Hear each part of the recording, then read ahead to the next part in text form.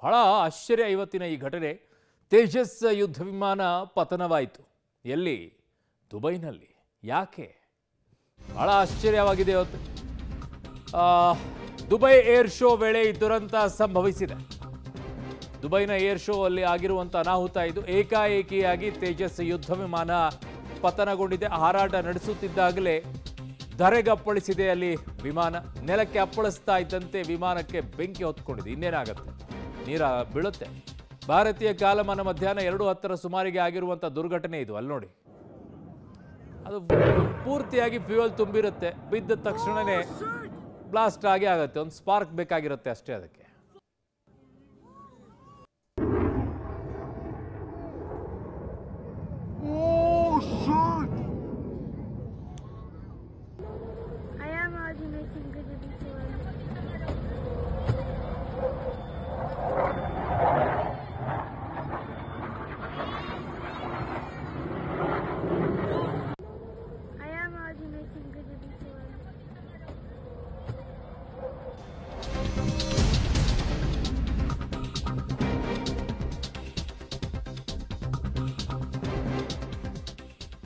ಹಾರಾಡುವಾಗಲೇ ಪತನಗೊಂಡಿದೆ ಒಂದು ವಿಮಾನ. ಅಲ್ಲೇನೋ ಒಂದು ಸ್ಪಾರ್ಕ್ ಬರುತ್ತೆ, ಅದು ಆಕಾಶದಲ್ಲಿ ಕಾಣಿಸ್ಕೊಳ್ಳುತ್ತೆ. ದುರಂತದಲ್ಲಿ ತೇಜಸ್ ವಿಮಾನದ ಪೈಲಟ್ ಸಾವನ್ನಪ್ಪಿರೋದು ತಾಂತ್ರಿಕ ದೋಷದಿಂದಲೇ ಪತನಗೊಂಡಿರುವಂತಹ ಅನುಮಾನ ಅಂತ ಹೇಳ್ತಾ ಇದ್ದಾರೆ.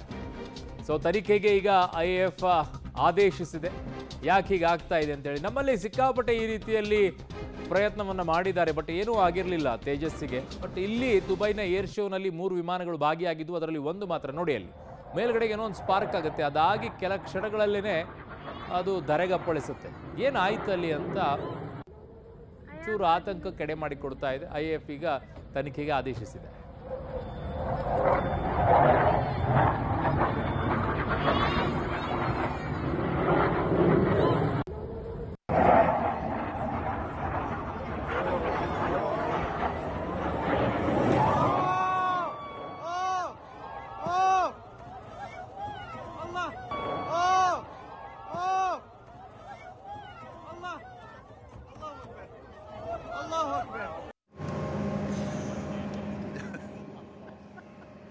ಸೊ ಈ ರೀತಿಯಾಗಿ ತೇಜಸ್ ವಿಚಾರದಲ್ಲಿ ಯಾವುದೇ ರೀತಿಯಾದಂಥ ಅವಘಡಗಳು ಸಂಭವಿಸಿರಲಿಲ್ಲ, ದುರ್ಘಟನೆಗಳು ಕೂಡ ಸಂಭವಿಸಿರಲಿಲ್ಲ.